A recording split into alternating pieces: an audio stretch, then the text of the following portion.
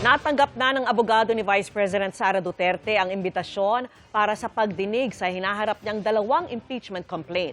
At kung dadalo siya, alamin sa pagtutok ni Jonathan Andal.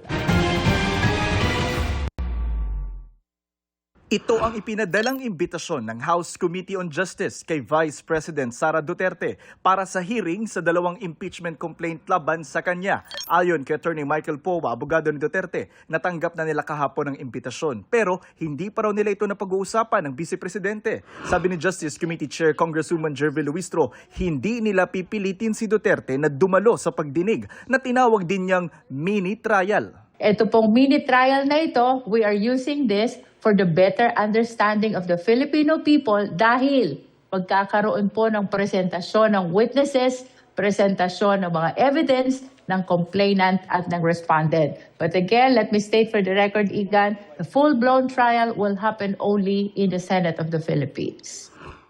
Itinakda ng House Justice Committee ang hearing ng impeachment complaint sa 4 na araw, March 25, April 14, April 22 at April 29. Paglilinaw ni Luistro, ang pwede lang mag-cross-examine sa mga ihaharap na testigo ay mga kongresistang miyembro ng Justice Committee. Hindi pwede si VP Sara, ang kanyang mga abogado at kahit ibang kongresistang hindi miyembro ng komite.